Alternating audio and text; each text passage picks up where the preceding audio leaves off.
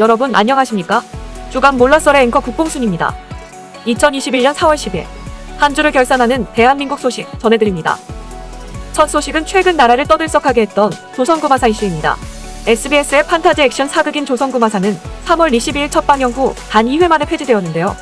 심각한 역사 왜곡과 중국의 한국문화공정 논란이 제기된 것입니다.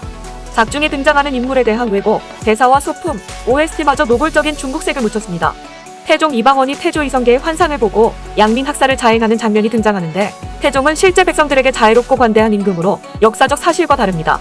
최종적으로 나온 대본에는 악령과의 거래를 통해 조선을 건국했다는 설정이 등장해 경악을 금치 못했는데요. 왕세자인 양녕대군의 칼 모양은 다다오라는 중국 무술 수련용 대도의 모습입니다. 조선 국무당의 문효인 모하는 머리를 풀어헤치고 흰 의복을 입은 채 등장하는데 청나라의 복장과 유사합니다. 조선 기생집의 등불과 인테리어 모두가 중국식이며 월병과 비단, 왕만두 그리고 중국식 술독이 등장합니다. OST는 중국의 현악기인 고쟁과 고금으로 연주했습니다.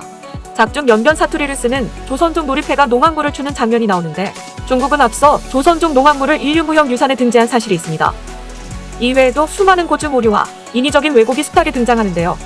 모든 것이 단 2회 만에 나타난 문제점들입니다. 중국 자본이 유입된 콘텐츠에 비참한 말로를 여실히 보여주는 사례입니다. 드라마를 맡은 박계옥 작가는 전작인 철인왕후부터 친중 성향이 짙다는 의혹을 받아왔습니다. 철인왕후 자체가 중국 드라마인 태자비승짓기가 원작이며 조선왕조실록도 한나찌라시라는 대사 때문에 논란이 된 전례가 있습니다. 이것이 끝이 아닙니다. 이번 조선구마사의 박계옥 작가를 고용한 드라마 제작사의 이사가 중국인이라는 사실입니다. 항저우 자핑픽처스의 한국법인 자핑코리아의 아는 주이사는 한국 이름을 쓰고 한국에서 영유 활동을 하고 있지만 사실은 완전한 중국인입니다. 문제는 그녀의 중국인민일보 한국 대표처 이사라는 이력인데요.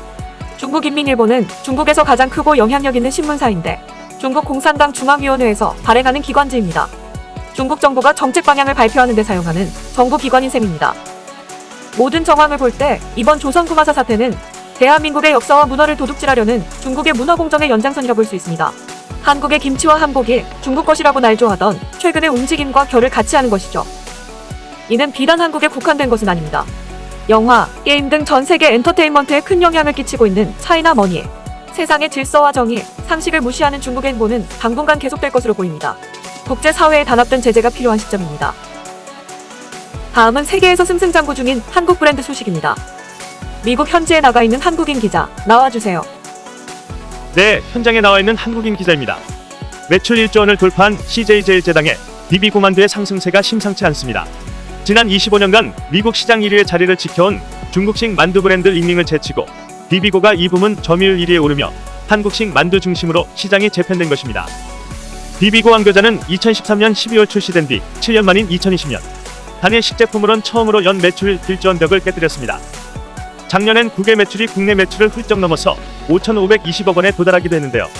국내 시장은 작년 12월 기준 비비고 만두가 시장 점유율 45%에 이를 정도로 압도적인 1위입니다. 그렇다면 비비고 만두의 인기 비결은 무엇일까요? 피가 두껍고 탄수화물이 많은 중국, 일본의 만두와는 달리 비비고는 얇은 피에 고기와 야채의 균형이 좋은 한식 만두만의 특징을 그대로 담고 있습니다. 또한 현지 소비자들의 취향에 맞는 제품 개발과 마케팅을 통해 해외 냉동만두 시장을 공략한 것이 성공의 요인입니다. 제품에 대한 자부심도 비결 중 하나입니다. 비비고 만두의 수출용 상품 포장에는 중국식 만두인 덤플링이 아닌 소리나는 그대로 만두라 표기합니다.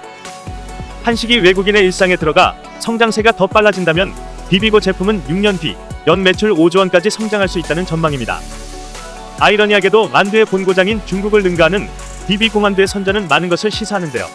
김치가 자신들의 전통 음식이라 주장하는 중국의 밑도 끝도 없는 논리대로라면 비비고 만두가 전 세계에서 불티나게 팔리니 만두는 한국의 전통 음식이라고 해도 억지는 아닐 것입니다.